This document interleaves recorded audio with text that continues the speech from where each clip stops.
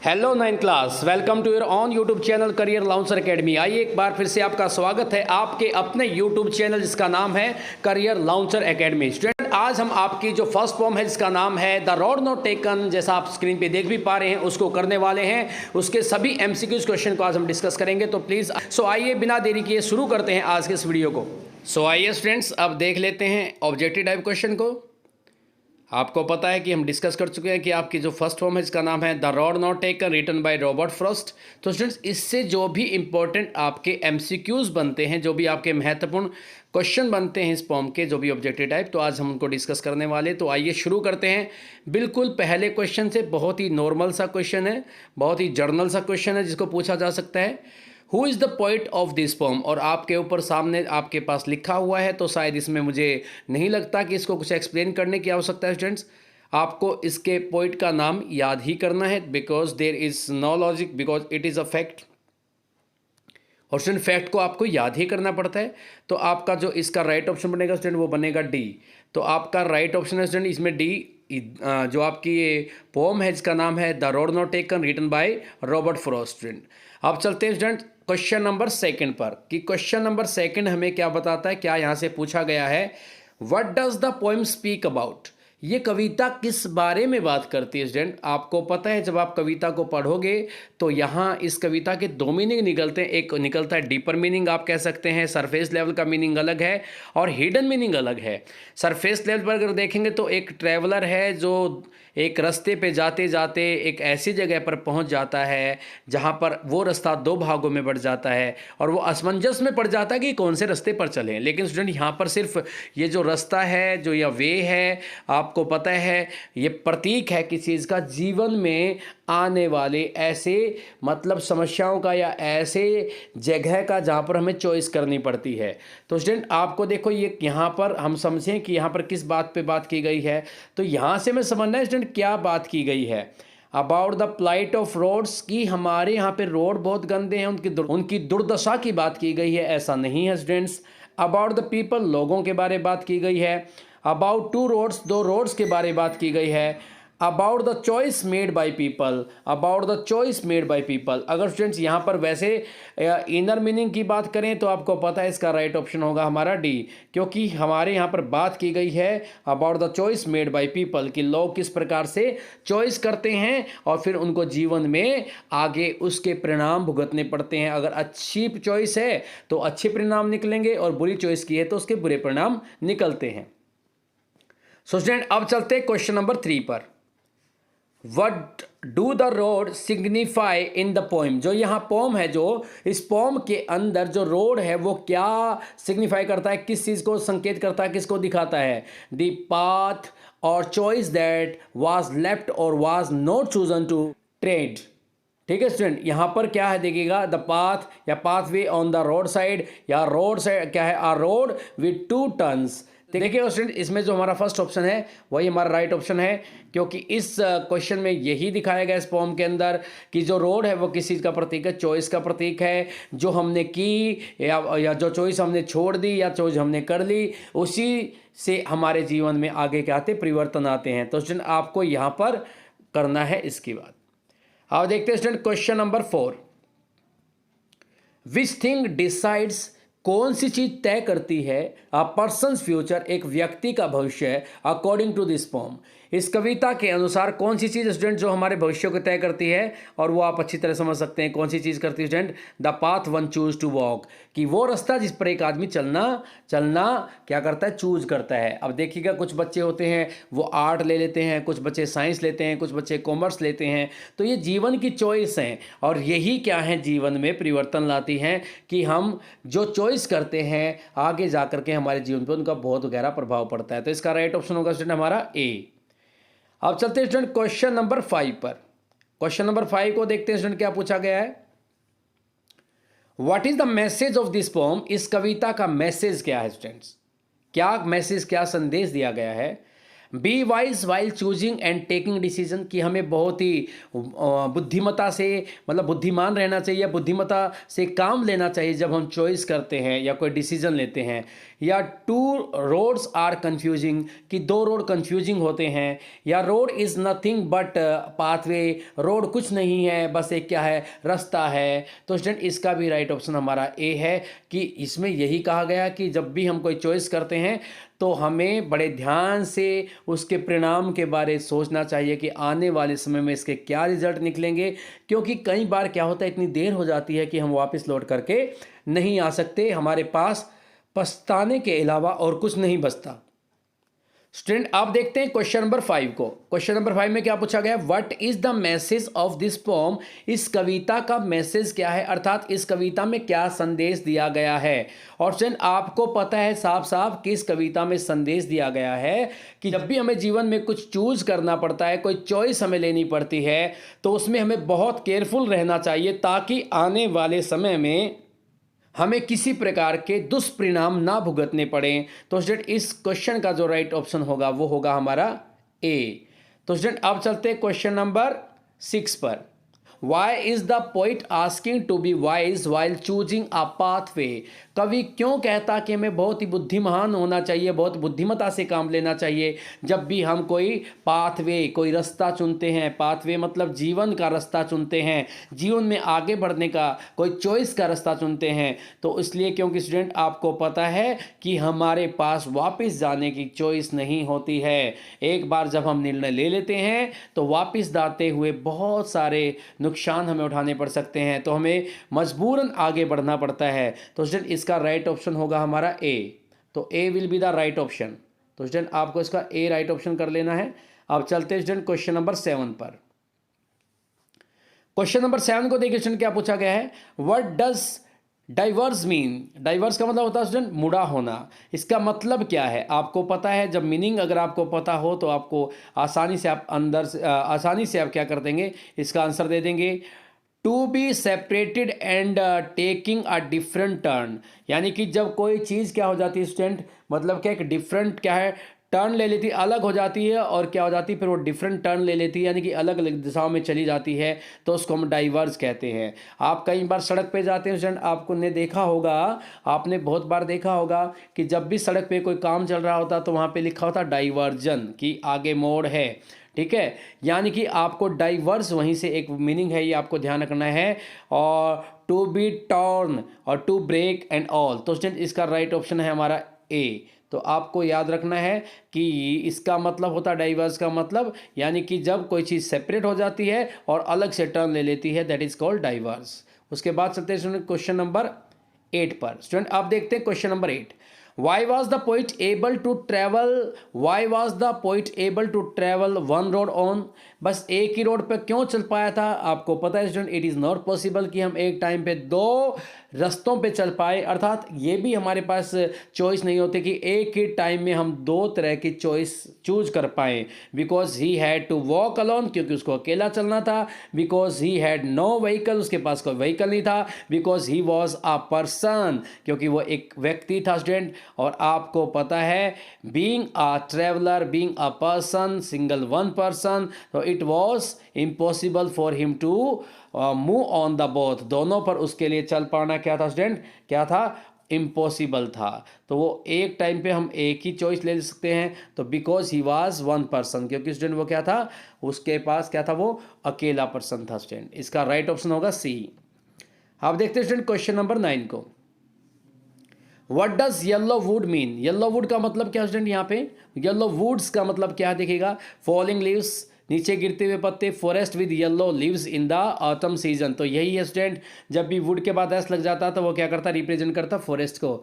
और जब यहाँ पर जब कवि को जंगल से गुजरना पड़ा तो कैसड़ का सीजन था, पत्ते कैसे थे, पेड़ों के पीले हो चुके थे और नीचे गिर रहे थे। तो स्टूडेंट यहाँ पर राइट ऑप्शन हमारा होगा, क्या होगा, बी। अब चलते हैं स्टूडेंट क्वेश्चन नंबर 10 पर।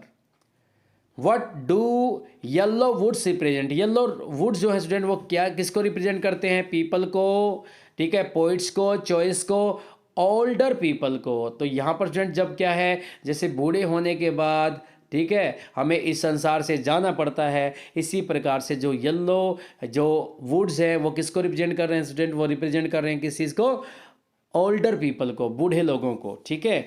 नाउ मतलब क्या है कि ये टाइम आ गया जब पत्ते क्या है झड़ रहे हैं और उनको क्या है क्या होना पड़ेगा, सेपरेट होना पड़ेगा ब्रांचेस से। अब चलते हैं क्वेश्चन नंबर 11 पर। Why was the poet looking at the path, रास्ते पर क्यों देख रहा था student? To decide whether it was stable for him, ये जांच करने के लिए क्या है उसके लिए सही था, या to see how long it was, या ये देखने के लिए वो कितना लंबा था, या to check the road, road को देखने के लिए, या नन। तो स्टूडेंट ये देखने के लिए इसका राइट ऑप्शन है ए, ये देखने के लिए कभी वहां पर कर रहा था कि उसके लिए राइट चॉइस है या नहीं है। स्टूडेंट अब चलते हैं क्वेश्चन नंबर 12 पर। What does poet's long stare at the path signify? जब वो रोड पर बहुत लंबे समय तक क्या करता स्टूडेंट, घूर कर देखता है, ध्यान से देखता है कभी, तो यहाँ से क्या पता चल जाता है? The time taken by people to decide and making a choice, कि लोग क्या करते हैं स्टूडेंट, मतलब टाइम लेते हैं किसी चूज करने मतलब डिसाइड करने में, और लेना भी उनको चाहिए। जो समय लिया जाता है लोगों को चॉइस बनाने में, उसके लिए कवि ने भी इसको देखा, उसको रिप्रेजेंट किया गया यहाँ पे। या पोइट लव्स नेचर, या कवि नेचर से बहुत प्यार करता है और आइडली अवे ऑफ टाइम, क्या तो उसका पास बेकार का खाली समय था इसलिए वो देख रहा था। रिलैक्सेशन हॉर, या उसके पास वही फिर बात आ गई खाली समय था। तो स्टूडेंट ये आपका है इसका ए ऑप्शन, क्योंकि time taken by people to decide and making a choice, क्योंकि लोग समय लेते हैं चूज करने में, और समय लेना भी चाहिए, क्योंकि राइट डिसीजन लेना है तो you will have to think over, आपको सोचना चाहिए कि आप क्या बनना चाहते हैं, क्या करना चाहते हैं। What does grassy mean in the poem, poem में जो ग्रासी है इसका मतलब क्या है? The road which is not use by anyone, जिसको लोगों ने किसी ने यूज़ नहीं किया था, वो रास्ता दिखाना है, वो रोड दिखाना। द कंफर्टेबल रोड दिखाना है, या the road with all the luxury, या वो रोड जिसपे क्या था सारी की सारी लग्जरी थी, सारा का सारा आराम था, ये यहाँ पर दिखाना है। या स्टूडेंट दिखाना है वेल बिल्ट रोड, क्या दिखाना है इसमें, या क्या दिखाना है वेल बिल्ट रोड। तो स्टूडेंट इसका जो राइट ऑप्शन होगा कि यहाँ पर यही कहा गया था कि the road which is not used by anyone, कि वो रोड बहुत कम यूज़ किया गया था, तो इसका राइट ऑप्शन होगा आपका ए। अब चलते हैं स्टूडेंट क्वेश्चन नंबर 14 पर। देखिएगा, where does the poet find himself, वो अपने आप को कहाँ पाता है? ऑन द रोड, रोड पे तो वो पहले ही था स्टूडेंट, ठीक है। ऑन बस, एक बस में पाता है। ऑन कहता मडी रोड, एक कीचड़ वाले मिट्टी वाले रोड पर अपने आप को पाता है। या ऑन फॉग, फॉग होता है स्टूडेंट जहाँ पर एक रास्ता दो भागों में बढ़ जाता है, तो उसको बोलते हैं फॉग, ठीक है। आपने देखा जब आप खाना खाते हैं उसको भी फॉग बोला जाता है, कांटा, ठीक है। जब आप चाउमीन वगैरह खाते हैं तो उसमें फंसा के खाते हैं, ठीक है, तो इसलिए आप उसको फॉग बोलते हैं, क्योंकि उसमें कई सारे क्या होते हैं, वो कई जगह में क्या है, वो जो हमारी स्पून होती है वो कई भागों में बटी होती है। तो स्टूडेंट अब चलते हैं क्वेश्चन नंबर 15 पर। What shows that the road has not been used by many people? क्या चीज़ दिखाती है कि ये जो रोड है वो ज़्यादा लोगों के द्वारा यूज़ नहीं किया गया है? अभी हमने ऊपर पढ़ा था द ग्रीन एंड ऑन क्या है, ट्रैम्पल्ड ग्रास ऑन इट, यही तो दिखाता था इसके ऊपर कि जो यहाँ पर स्टूडेंट इस पे जो रोड पे घास है वो अनट्रोडन है, वो कुचली नहीं गई है, ठीक है, अनट्रैम्पल्ड है, ठीक है। यही यहाँ पर दिखाया गया कि जब घास घिसी नहीं हुई है, इसका मतलब इस पे बहुत कम लोगों ने क्या की है, ट्रैवल की है। स्टूडेंट अब देखते हैं क्वेश्चन नंबर 16 को। What does the choice of road signify? यहाँ रोड की जो चॉइस है वो क्या दिखाती है, क्योंकि बात वही आ रही है फिर भी। जब हमें जीवन में बहुत बार ऐसी जगह पर जाना पड़ता है, ऐसी परिस्थिति में फंस जाते हैं हम, जब हमें दो चीज़ों में से या दो से ज़्यादा चीज़ों में से एक को चूज करना होता है, दो से ज़्यादा चीज़ों में से एक को चूज करना होता है, तो वही यहाँ पे टू मैनी थिंग्स, बहुत सारी चीज़ें, टू पाथ, दो रास्ते, या सी स्टूडेंट वो है toughness of a choice and decision in life. तो आपका यही है कि कितना टफ होता है, कितना मुश्किल होता है चॉइस करना, डिसीजन लेना लाइफ में। तो आपका राइट ऑप्शन है स्टूडेंट इसका सी। स्टूडेंट आप देखते हैं क्वेश्चन नंबर 17 को। Why did the poet choose the second road, क्यों चूज करता है सेकेंड रोड को? Because it was well built, ये बहुत अच्छे से बना हुआ था। बिकॉज इट वॉज ब्यूटीफुली, बहुत सुंदर था। Because it was not use by many people, इसको ज़्यादा लोगों ने यूज़ नहीं किया था। Was appealing to the poet, और ये पोइट को आकर्षित कर रहा था। तो यही तो बात है। आपका राइट ऑप्शन स्टूडेंट क्या है, सी। क्या है राइट ऑप्शन में होगा आपका सी। अब चलते हैं स्टूडेंट क्वेश्चन नंबर 18 पर। 18 में देखिए क्या पूछा गया है। What does the poet's decision of taking less traveled road signify? वो क्या दिखाता है स्टूडेंट? भाई इसने कवि ने जो कम चला हुआ रोड था, इस पे बहुत कम लोग गए हुए थे, उसको चूज नहीं किया, तो ये क्या दर्शाता है, क्या दिखाता है कि पोइट्स रिस्क टेकिंग हैबिट, कि कवि की ना रिस्क लेने की आदत है। एरोगेंस ऑफ द पोइट, कवि का घमंड दिखाता है। और पोइट्स की जो क्यूरियोसिटी, उत्सुकता को दिखाता है। या पोइट्स नेग्लिजेंस, या कवि की क्या दिखाता है, नेग्लिजेंस। जानते हैं कि कवि क्या है, मतलब क्या, अनदेखा करता है चीज़ों को। तो स्टूडेंट यहाँ पर दिखाया गया है कवि की रिस्क टेकिंग हैबिट को। किसको दिखाया गया स्टूडेंट? Risk taking habit. तो इसका राइट ऑप्शन होगा हमारा ए। स्टूडेंट अब चलते हैं क्वेश्चन नंबर 19 पर। What do the word long I stood mean in the poem? मैं काफ़ी लंबे समय तक, देर तक खड़ा रहा, इसका मतलब क्या कविता में, कि पोइट्स डेलिमा, डेलिमा तो उलझन में था वो, कि मैं कौन से रोड पे जाऊं, यहाँ डेलिमा को दिखाया गया है। या poet was in relaxing mood, वो बहुत ही रिलैक्स मूड में था कवि, इस बात को दिखाया गया स्टूडेंट। या poet was enjoying the nature, या कवि नेचर का आनंद ले रहा था, इसको दिखाया गया है। या पोइट वॉज थिंकिंग, या कवि सोच रहा था। स्टूडेंट आपको बताऊं कि इसका राइट ऑप्शन होगा हमारा ए, क्योंकि कवि वाकई में उलझन में था कि कौन से रोड पर जाया जाए, कौन से पर ना जाया जाए। तो डेलिमा आप यहाँ पर वर्ड यूज करेंगे, तो आपका राइट ऑप्शन होगा 19 का, आपका बन जाएगा स्टूडेंट, हमारा क्वेश्चन बनेगा, इसका आंसर बनेगा ए। अब चलते हैं स्टूडेंट क्वेश्चन नंबर 20 पर। What is the dilemma of the poet? Poet की क्या डेलिमा है, अभी हमने ऊपर पढ़ा है। Whether he will be able to come back to the second road और नॉट, क्या वो वापस सेकंड रोड पर आ पाएगा या नहीं आ पाएगा। Whether he will get time for himself, क्या उसे अपने लिए समय मिलेगा। Whether he will be successful, क्या वो सफल होगा। या whether he will be able to walk, क्या वो चल पाएगा। स्टूडेंट इसका राइट ऑप्शन है, क्या वो दोबारा से सेकंड रोड पर आ पाएगा या नहीं आ पाएगा, यही कवि की डेलिमा है। तो स्टूडेंट आप देखिएगा, यहाँ तक हमारे 20 क्वेश्चन हो गए हैं। अब चलते हैं क्वेश्चन नंबर 21 पर। What does yellow would mean? Yellow would का मतलब क्या स्टूडेंट आपको पता है?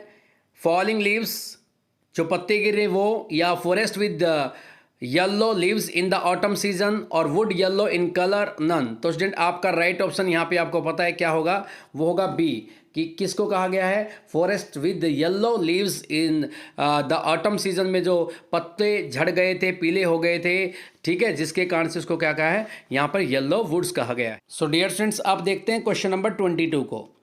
The poet was dash that he could not choose both the road. अब कवि को क्या था स्टूडेंट, क्या उसको अच्छा लग रहा था, बुरा लग रहा था, या कैसा महसूस कर रहा था जब वो दोनों रास्तों पर नहीं चल पाया। तो सिंपल सी बात है स्टूडेंट, हैप्पी तो नहीं था, डिलाइटेड का मतलब भी खुश नहीं था, डिससेटिस्फाइड ज़रूर था, लेकिन उसको खेद था। जो सही हमें यहाँ पे वर्ड चूज करना वो है ही वॉज सॉरी, उसको बड़ा खेद था कि वो एक टाइम पे दोनों रोड पर नहीं जा सकता था, दोनों रास्तों को चूज नहीं कर सकता था। तो स्टूडेंट अब चलते हैं क्वेश्चन नंबर 23 पर। देखिए इसमें क्या पूछा गया है, how many road diverge into the yellow would. आपको पता है कि जब वो कवि जो था एक रास्ते पे जा रहा था, तो वो रास्ता कितने भागों में बट गया था, वो 2 रास्तों में, यानी कि 2 पार्ट्स के अंदर क्या है, भाग में, 2 भागों में बट गया था। तो यहाँ पे 2 रोड्स हमारा इसका राइट ऑप्शन है बी। अब देखते हैं स्टूडेंट क्वेश्चन नंबर 24 को। हियर रोड सिंबलाइज, यहाँ पर जो रोड्स हैं वो किसको सिंबलाइज करते हैं स्टूडेंट, हेवन को, स्वर्ग को दिखाते हैं, बेटर फ्यूचर को दिखाते हैं, लाइफ को दिखाते हैं, या पास्ट मेमोरीज को दिखाते हैं। स्टूडेंट यहाँ पर जो रोड हैं वो किसका प्रतीक है, लाइफ का प्रतीक है। तो राइट ऑप्शन होगा स्टूडेंट इसका हमारा सी। अब देखिए student question number 25। It was that time, जब कवि वहाँ पर जा रहा था तो ये कौन सा समय था स्टूडेंट, इवनिंग का टाइम था, मॉर्निंग का टाइम था, या आपका आफ्टरनून का टाइम था, या नाइट का टाइम था। स्टूडेंट इसका राइट ऑप्शन हमारा होगा ए, ये हमारा मॉर्निंग का टाइम था। कौन सा टाइम था student, it was morning time. तो स्टूडेंट आपका इसका राइट ऑप्शन होगा हमारा ए। स्टूडेंट अब देख लेते हैं क्वेश्चन नंबर 26 को। 26 को देखिए स्टूडेंट क्या लिखा गया इसमें, व्हाट डज साई मीन, या आहा का क्या मतलब होता है स्टूडेंट, लॉन्ग ब्रीथ, ठीक है, लाइट ब्रीथ, डीप ब्रीथ, या नन। तो स्टूडेंट इसमें long breath, light breath, deep breath, या नन। तो स्टूडेंट आपको पता है जब आदमी आहा कब भरता है, जब क्या लॉन्ग ब्रीथ, लंबी सांस को हम क्या कहते हैं, आहा कहा जाता है। सो स्टूडेंट अब चलते हैं क्वेश्चन नंबर 27 पर। What is the message of this pome? इस कविता का क्या मैसेज है? हमारे से ये पूछा गया कि इस कविता का क्या मैसेज है। इस कविता में क्या है? हमारा मैसेज है कि be wise while choosing and taking decision. कहता be wise while choosing and taking decision. हमें बहुत बुद्धिमत्ता से काम लेना चाहिए जब हम क्या करते हैं, कोई भी स्टूडेंट चॉइस करते हैं या डिसीजन लेते हैं। तो अब चलते हैं स्टूडेंट क्वेश्चन नंबर 28 पर। What does one traveller mean here? इसका मतलब क्या student? One traveller means here, इसका मतलब क्या है? अलोन ट्रेवलर, अकेला, एकांकी ट्रेवलर, यात्री, lonely traveller, a person who will travel on one road, जो एक आदमी एक रोड पर क्या है यात्रा करेगा, या वन पर्सन। तो स्टूडेंट्स इसका राइट ऑप्शन होगा आपका सी। इसका राइट ऑप्शन कर लें C, a person who will travel on one road. एक व्यक्ति जो अकेला एक रोड के ऊपर क्या करेगा, यात्रा करेगा, इसलिए उसको कहा गया है वन ट्रैवलर। अब चलते हैं स्टूडेंट क्वेश्चन नंबर 29 पर। Why did the poet call the wood को जो यहाँ पर है उनको येलो क्यों कहता है स्टूडेंट? आपको पता है बिकॉज इट वॉज ऑटम, क्योंकि ये स्टूडेंट आपको पता है ये कैसा मौसम था, अपना ऑटम का मौसम था, पतझड़ का जो मौसम था, पतझड़ का सीज़न था स्टूडेंट, आपको ये पता है क्योंकि आपको था ऑटम सीज़न चल रहा था, तो ऑटम का सीज़न था, तो इसलिए यहाँ पर कहा गया है येलो वुड। आगे चलते हैं स्टूडेंट क्वेश्चन नंबर 30 पर। Why did the poet stand long? लंबे काफ़ी देर तक क्यों खड़ा रहता है स्टूडेंट? क्योंकि he was waiting for his friend, वो अपने दोस्त का इंतजार कर रहा था। He was waiting for right time, वो सही समय का इंतजार कर रहा था। He was looking down the road as far as he could, वो देख रहा था जितना रोड तक देख सकता था रोड को।